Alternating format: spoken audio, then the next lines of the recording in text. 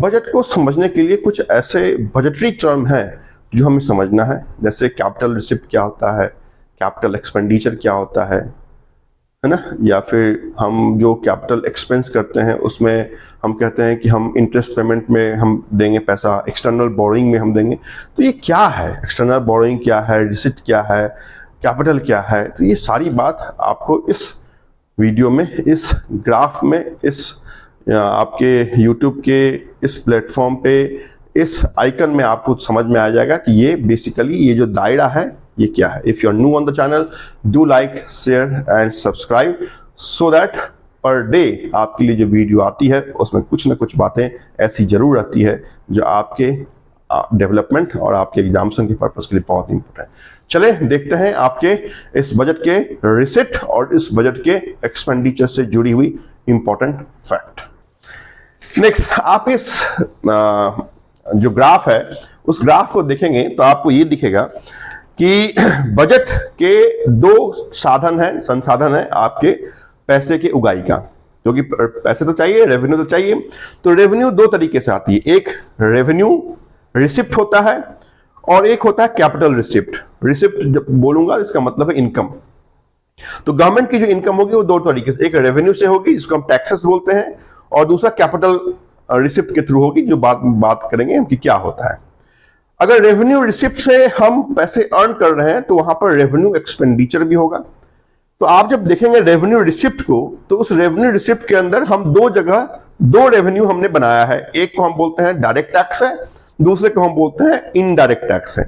तो जो direct tax है वो आपकी इनकम टैक्स है, सीधी सी बात है। 22% की कमाई आपकी इसी टैक्स से होती है। तो रेवेन्यू रिसिप्ट का जो डायरेक्ट टैक्स है वो आपकी इनकम टैक्स है, और जो नॉन डायरेक्ट टैक्स है वो आपकी जीएसटी है, वो आपकी कस्टम है। तो ये तो हो गए रेवेन्यू रिसिप्ट के दो पार्ट, डायरेक्ट और इनडायरेक्ट।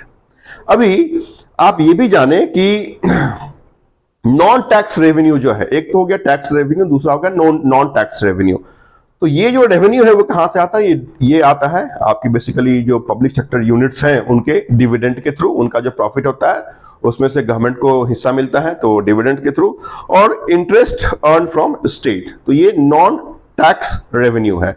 तो यहां पे दो रेवेन्यू आप समझिए, एक टैक्स रेवेन्यू को हमने देखा कि हमारी डायरेक्ट टैक्स होगी, इनडायरेक्ट टैक्स होगी, वो भी आप समझ गए, और एक नॉन टैक्स रेवेन्यू होगा जो आपके डिविडेंड के थ्रू आएगा और स्टेट के प्रॉफिट के थ्रू आएगा।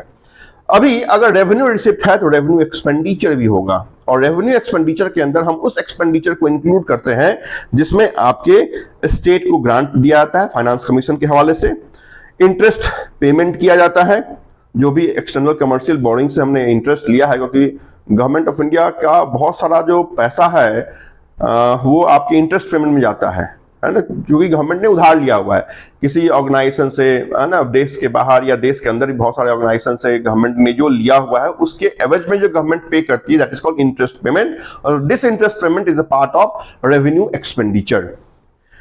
उसके बाद जो गवर्नमेंट स्टाफ है, गवर्नमेंट सैलराइड पर्सन है, उनको सैलरी देने में, सब्सिडी देने में, डिफेंस और पेंशन, तो ये जो वो आंकड़े हैं ये वो सेगमेंट है जो रेवेन्यू एक्सपेंडिचर का पार्ट है। तो ये हम रेवेन्यू समझ गए। अभी हमें कैपिटल समझना है कि कैपिटल रिसिप्ट क्या है और कैपिटल एक्सपेंडिचर क्या है।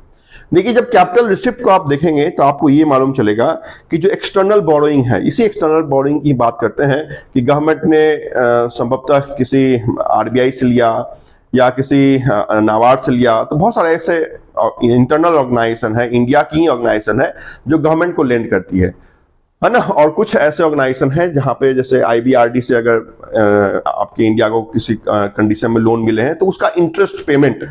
तो ये जो एक्सटर्नल बोरोइंग है, चूंकि बोरोइंग किया तो हमारे पास आया, इस कारण से कैपिटल रिसिप्ट में हमने उसको दिखाया है। And second is disinvestment. Disinvestment means government का शेयर, गवर्नमेंट की जो भागीदारी है वो किसी पब्लिक सेक्टर अंडरटेकिंग में है और उसमें से 5%, 10%, 15% के स्टेक को बेच डालना, दिस इज कॉल्ड डिसइन्वेस्टमेंट। मतलब selling of government share from any public sector holdings, that is called disinvestment. This is also the part of capital receipt. अगर कैपिटल रिसिप्ट है तो कैपिटल एक्सपेंडिचर भी होगा। तो कैपिटल एक्सपेंडिचर में हम जो इंफ्रास्ट्रक्चर डेवलपमेंट है, कहीं रोड बन रहा है, कहीं पुल बन रहा है, कहीं अस्पताल भवन इमारत बन रहे हैं, तो ये सारा आपका जो इंफ्रास्ट्रक्चर डेवलपमेंट हो रहा है, this expenditure comes under capital expenditure. तो आई होप कि बहुत आसानी से आप revenue receipt, revenue expenditure, capital receipt और कैपिटल एक्सपेंडिचर को आप समझ गए। बहुत इंपॉर्टेंट, ये जो आपके मोबाइल पे आपको फिगर दिख रहा है, जो आपको आंकड़े दिख रहे हैं, इसका स्क्रीनशॉट आप जरूर लें, तो आपको ये पता चल जाएगा कि होता क्या है। नेक्स्ट क्लास, नेक्स्ट वीडियो के साथ आपके साथ मुलाकात होगी। Thank you so much for watching.